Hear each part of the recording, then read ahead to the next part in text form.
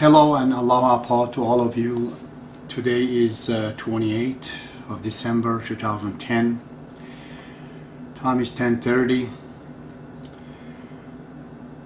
Working hard, extremely tired, but I have to continue this mission to speak to you about what I think is the truth.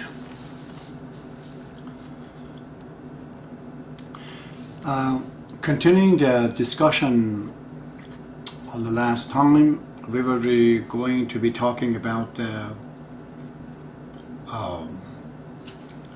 religious habits of the people in general, which is the source of a lot of contentions and afflictions, a lot of problems surrounding these habits that people have used to it and accustomed to it.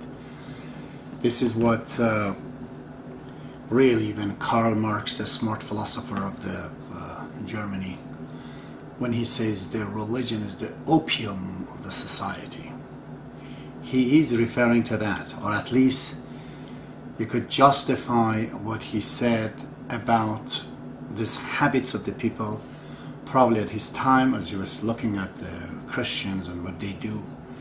Habitual matter, totally, with no result in it. So, I've been speaking about this issue before, that spirituality, that, height of the spiritual station of mankind, that's where we want to get. That spiritual station, it's like food, but it's a spiritual food. Just like the normal food, we eat it in a plate most of the time. The spiritual food, just Abdul Baha, remember that I said about the prime directive. Abdul Baha says the spiritual world and the material world are counterpart of each other. The same manner as we eat food, a soup into a dish or food, the same way the spiritual food is certain dish, certain shape that has been put on. Those spiritual vessels and dishes are these ceremonial, traditional act that comes into the religion. So, for example, when two people get together in the world of Islam, they say salam, salamun alaik, peace unto you. Or, with Jews, they say shalom. Christians, I don't know, I heard they say just say hello, whether it's religious or not.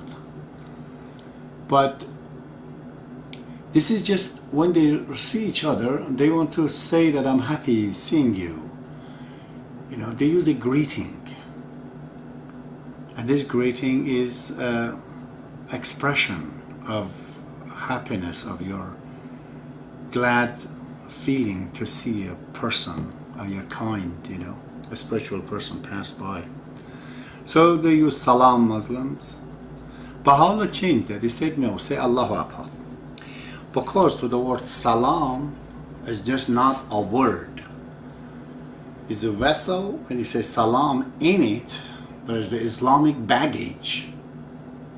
With this is attached a lot of things that is not practical, that's not applicable anymore. This is what these things are changed. It would be crazy, to use salam, even the two Baha'is, but it creates confusion. They think that, are we Muslim, are we Baha'i? Because it's an identifications that has to be put on who you are. So in the religion, there's tons of stuff such as obligatory prayer, fasting, pilgrimage to holy places, even the right of God. Certain amount of Baha'is, they pay 19% of their extra monies beside what they need. Once in a lifetime they have to give it. It's called right of God to the institution of guardianships of the Baha'is authorities. Or even the days that are forbidden to work in the Baha'i, there's 9 days that we don't work.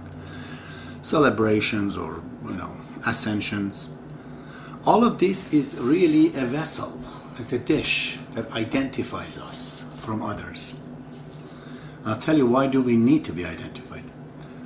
There's a psychological things behind this. So, as I said, it's a vessel. This is by praying and fasting or going to pilgrimage, a person is going to be good. Those who killed Jesus Christ, they were highest priests at their time. The Jewish priest and the Christian priest, they were all attacking Muhammad, the Prophet of Islam. His Holiness the Bab was killed by the Muslim clergies. These are the highest clergies, that they were never missed 1 day of going to mosque for prayer. They never missed 1 day of fasting. So the act does not help you. This is just a dish. If you bring the dish, nobody's going to eat from the dish. What's in it? It's important. It carries something. That is why these acts basically are there. So essentially it's made, first of all, to get rid of the bad habits of the past. There's so many habits that people are used, not just the word salam, many things Muslim they do. It identifies them as a Muslim and it puts them in that era where God is not there anymore. It's a black hole. The son of Islam died, it turned into a black hole. You get into it, you get sucked into it. It's an expired food of God. You eat it, you get crazy. So but people are used to it. They say, no, we don't need to be believing in Baha'u'llah. But still have the vessel, and they just empty vessel, they go and drink. It's like, it's totally stupid. So this is the reason that some of these things has been changed in the Baha'i faith and all the religion, only to transfer you from one area to another. So you don't bring this baggage of Islam with you as a Baha'i. Because under that word salam, under that beard and that turban and lots of other things that you were doing as your custom, tradition, you were also feeling differently. You were feeling women are half of the men. Although you're a Baha'i, you've understood this, but you still want to treat women as half. Because you're attached to the Islamic tradition. So to get rid of those feelings that you have, and you know it's incorrect, God is changing those things. Because if you go the same way to pray as you were praying before, and you absolutely the same tradition, it's very, very hard for you to feel that you should treat your wife equal to yourself. It just becomes too much burden on you. It just is exactly the story of the Pavlov dog. That with the food comes the clock. So these acts are those clocks. When they're ringing, you feel hungry. When you go to pray to mosque as a Baha'i, if you were to be doing exactly the same thing as Islam, it's very hard for you to come home and feel your wife, is equal to you. This is why these things are changed, to get rid of the bad habits then. Secondly, and most importantly, it is made to protect the actual food. So let's go further down. Let's talk about adultery. What is this act? The act of adultery with a person you're not married is the same as with the person you're married. You're doing exactly the same thing, but one is forbidden, one is not. So God says, okay, if there was no rule about adultery, I said, okay, free sex society. So the spiritual people, that they believe in all these spiritual values, they would undergo to do this adultery, or they may not. Or others that they totally disbelieve in them, they will do, both of them, they do adultery. So there's no differentiations between them.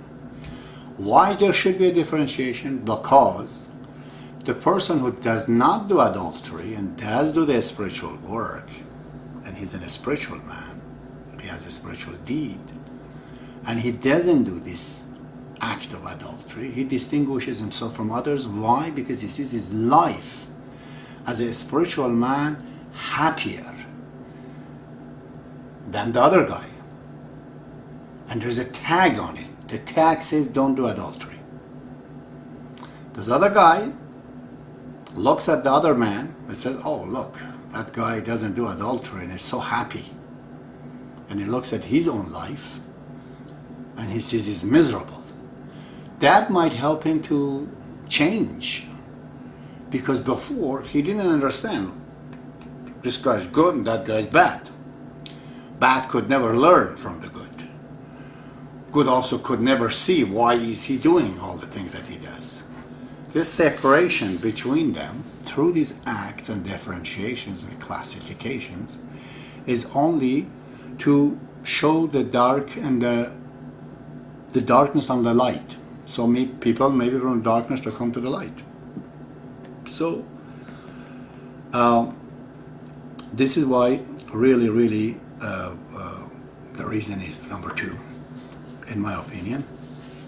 So let me look at these notes I just wrote.